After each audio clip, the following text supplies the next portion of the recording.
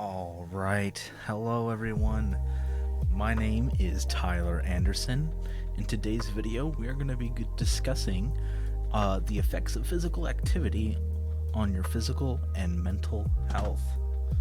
So let's just jump right into it.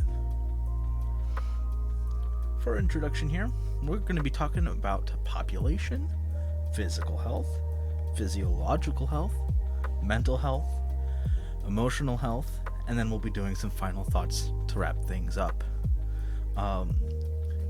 Before we get into it, I just want to talk about there's a lot of benefits to physical activity.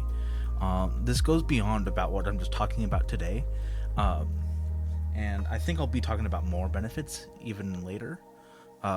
So, for now, let's just jump right in. It's the same population as always. We're going to be talking about the ages of 16 to 64. It's designed to target adults who, work a lot, and specifically like people in cubicles and sitting down. They're spending a lot of sedentary time, not doing what could be beneficial for their own health. So, first up, we have physical health. When it comes to our physical health, adults who spend most of their days sitting and then they start exercising more can expect gained muscle mass, they can expect weight loss, and they can also improve and develop new motor skills. And although the first two are more obvious, improving motor skills isn't.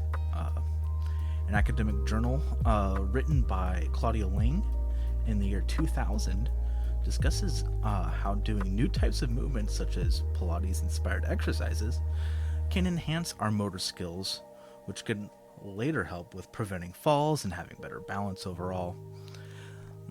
This matters a lot as we get into our older age. We need to be able to protect ourselves from harms like falling. Next up, we have physiological health. Physiological health can be defined to our body's processes and how well they function. This is kind of that second level deep into physical health. This includes muscle function, our heart pumping our blood, our lungs working, hormones in our body working around, and much, much more. Cardiovascular health is an important factor for many of us as it gets embedded into our minds as we get older. Because of this, we now know that exercising can reduce the risk of heart diseases, can provide healthier blood pressure, and as well as improve our sleep. Despite cardiovascular disease being the leading cause for mortality in the United States, it can easily be prevented through exercise. As long as we're proactive about disease prevention now, we can make that happen. Exercise is cheap and effective way to reduce the risks of cardiovascular disease, and it helps reduce the amount of sedentary lifestyles that we've consistently seen in the past anyway.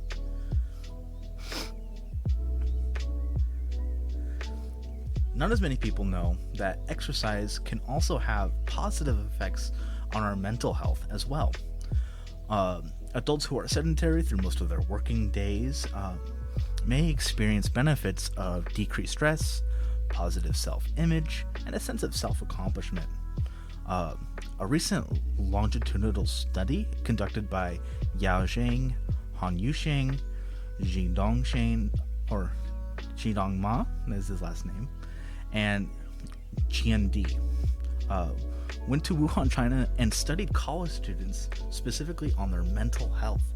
They took account their physical activity levels, their aggressiveness, their anxiety, depression, and sleep levels, and much more, which we'll talk about later as well. But once the study was complete, they found that the individuals who exercised more had less stressful experiences and a better outlook on life. They recommended adding regular exercise habit to help with the negative effects of stress and also the indirect effects of our most recent COVID-19. So, while mental health is a broad topic of how we experience life, emotional health goes a level deeper, describing on how we express those emotions from our experiences. Uh, Also known as, in simpler terms, it's how happy we let ourselves to be. Uh, for people who exercise more often than most, they can expect to be happier due to increased dopamine being released in the brain, as well as decreased stress and lower levels of depression. It's easy to notice how similar mental health and emotional health is because they're closely knit. Um, Depression is hard to define overall, but it's it is hard to define, but it's both an experience and an emotion that people experience simultaneously. In that same study with Yao Sheng and their team, they gave participants a questionnaire to determine their level of depressions and stress. A score of 7 to 10 was a very serious score, and when scored on negative emotions such as depression and stress, 26% showed to have high levels of depression, while out of that same total group of people, over 50% of them scored high on stress. All of these people in the quote-unquote abnormal ranges did not have a regular exercise routine. That just kind of goes to show how important physical activity is in our own mental health, in our own brain. So, some final thoughts to wrap things up. It's clearly shown that exercise is super beneficial across all ranges of our lives. It helps us physically, physiologically, mentally, and emotionally. It may be hard to start, but once going, it has many short-term and long-term benefits that need to be taken advantage of. And I hope more Americans will do just that. So guys, thank you for watching. Here's my references in case you wanted to look more into it.